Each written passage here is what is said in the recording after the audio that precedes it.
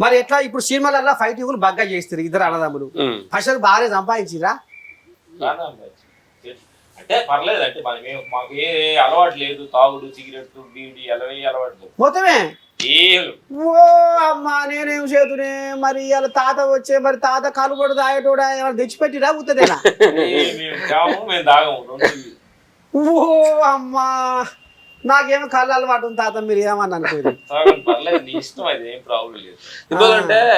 మా నాన్నగారు ఎక్కువ ప్రయోగాలను చేసేవాడు ఆ ప్రయోగం మేము చేయకూడదు ఆగిపోయాడు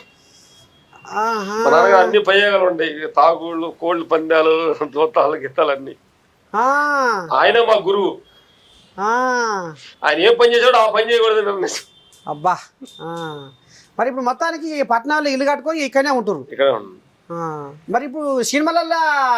మరి చేస్తుర్రా అదే ఇది ఇదే అమ్మో అక్కడ మోత మోగిస్తారు ఎవరు ఆహా అటు మోగించుకుంటేనే మళ్ళీ ఇటు కొన్ని ఈ ఆత్మపైన బుద్ధుడు దగ్గర విపాసనకి వెళ్తాం దేవుడిని భక్తి యోగా ధ్యానం అంటే మనం చెప్పేది ఏంటంటే ఒక మనిషికి 56 సంవత్సరాల తర్వాత ఇక దేవుడి వైపు మొగ్గు చూపాలి ఈ ఆస్తులు పాస్తులు పేరు ప్రతిష్టలు దేహ మమకారాలు అవార్డులు రివార్డులు అన్ని కూడా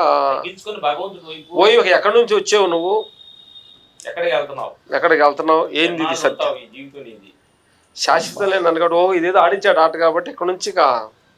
ఆయన తత్వాన్ని ఆయన గుణాలని ఆయన స్పందపుచ్చుకొని నడుచుకుంటే బెటర్ అని మాకు అమ్మని సామిరంగా అర్థమైన ఆదుల్లో